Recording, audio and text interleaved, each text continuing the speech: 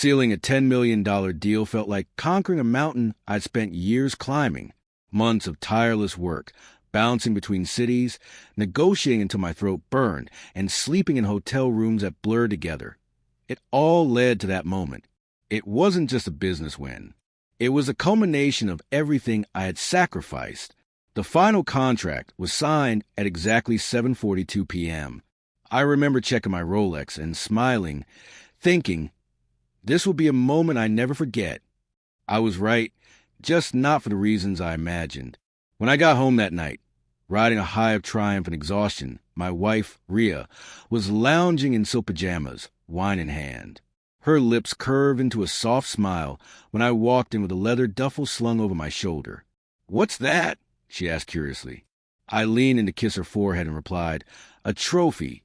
10 million reasons to celebrate." Her eyes sparkled. "Is that actual cash?"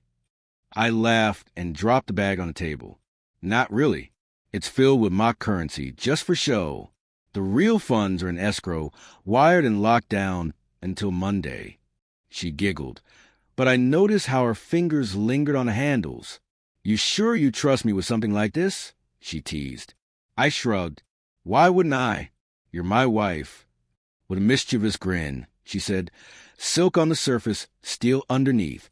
I'll tuck it into the closet, just in case." I nodded, kissed her goodnight, and collapsed into the kind of deep sleep only victory can bring. When I woke up the next morning, the house was quiet. Too quiet. I looked around. Rhea was nowhere to be found. Her closet was empty. Drawers cleared out. Her phones were off. The duffel bag gone. On the kitchen counter, where her coffee mug usually sat, I found a neatly folded note. "Thanks for the cash, babe. I'm off to start fresh with my boyfriend. Good luck rebuilding from nothing. Rhea." I stared at it for a second. Then I burst into laughter. Not a bitter chuckle, but a deep, echoing laugh that filled the room. She had no idea. The bag she took, stuffed with counterfeit bills and a hidden GPS tracker stitched into the logo tag. Chapter 2, A Bag Full of Illusions. Rhea thought she'd orchestrated the perfect escape. She probably waited until I was in a deep sleep, slipped out quietly, and grabbed the duffel like a thief in a slick Netflix crime series. I could practically hear her whispering to herself, "He'll never see this coming." And she was right. I didn't see her betrayal coming, but she definitely didn't see me coming either. See, my job isn't just about making money. It's about managing risk. I deal with polished liars, suits hiding sharp knives behind smiles. So a long time ago, I made a rule: never let comfort lull you into complacency. Back when negotiations first started, I had a custom duffel made, identical to a real one, but filled with high-quality replica bills, legal props used for closing ceremonies.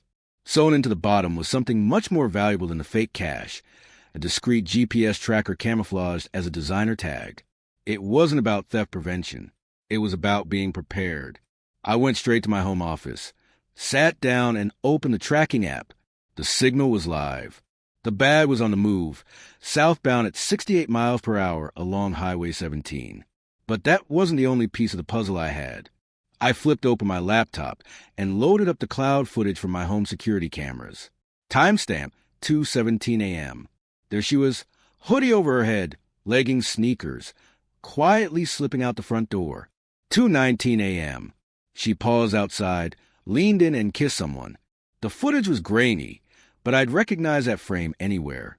Tall, unshaven, smirking. Darren, my former gym buddy. The guy who used to join us for board games and barbecue nights. The same one who always laughed too hard at Rhea's jokes and stayed just a bit longer than he should have. I zoomed in. There they were, lifting the duffel together and loading it into his car.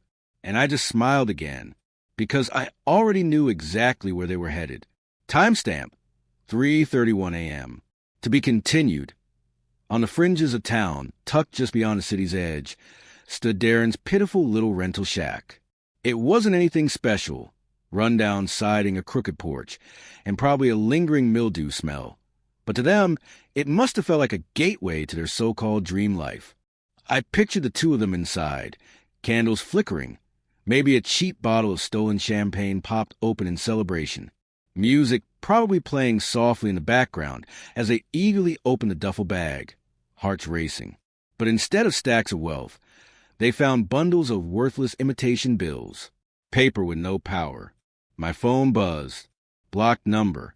I set down my coffee and answered, speaker mode on like it was just another ordinary morning. John. Her voice sliced through the line, frantic, breathless, seething. Good morning. Sleeping Beauty, I said with mock cheer.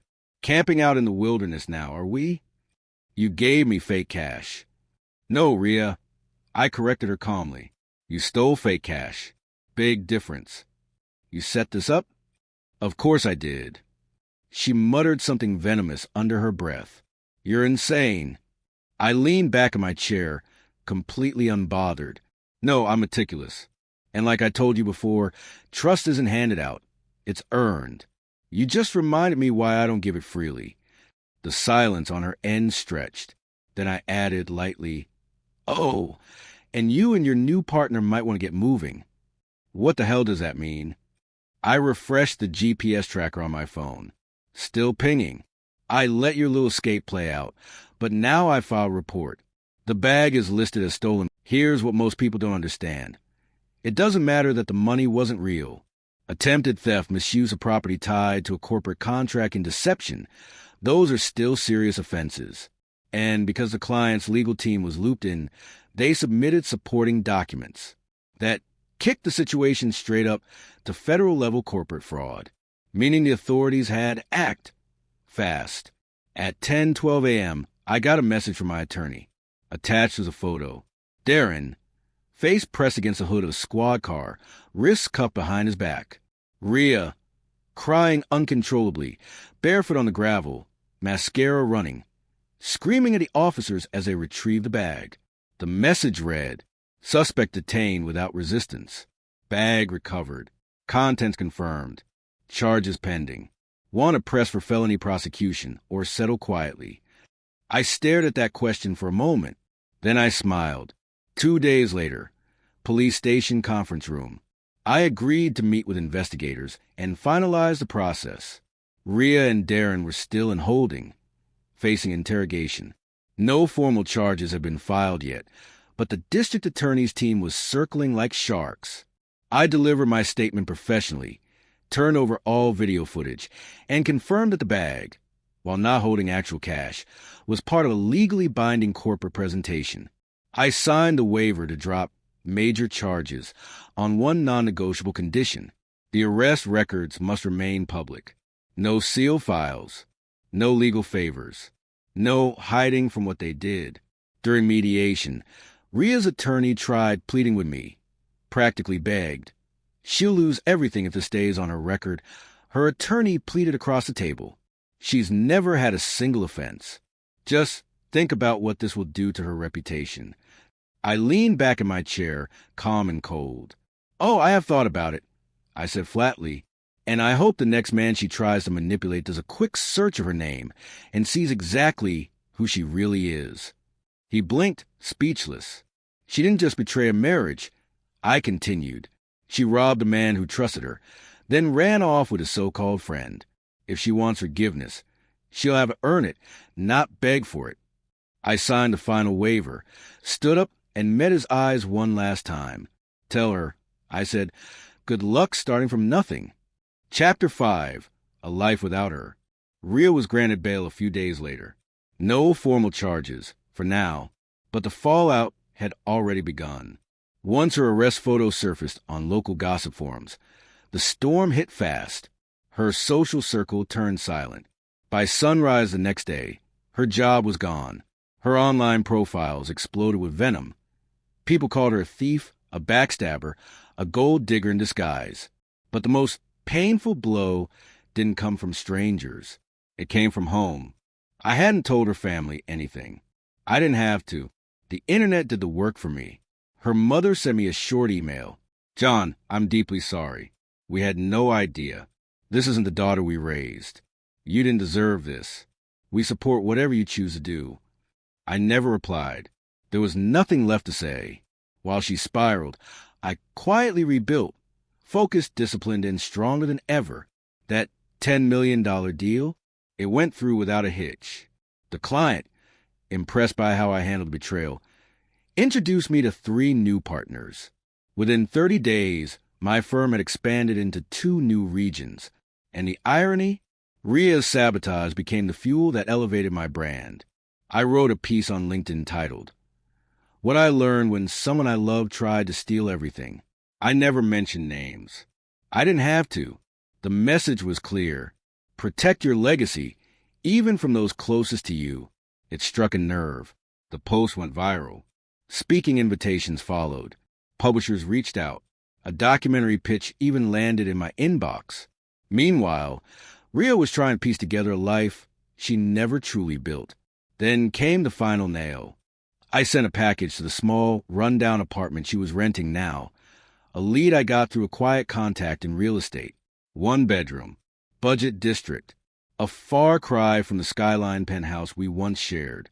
Inside the box, 1 crisp counterfeit bill. A flash drive with the footage of her betrayal. And a handwritten note in clean black ink. This is what you took. This is what you lost. This is why you no longer exist to me. No rage. No threats. Just the truth, sharp and final. Chapter 6. The Cost of Treachery. 12 months passed. It's strange how life sharpens when you remove what's rotten. I wasn't the man who once handed over his faith in a leather duffel. Not the husband who silently wished his wife would stop scanning the room for someone better. Now I was sharper, clearer, richer, in every way that counts.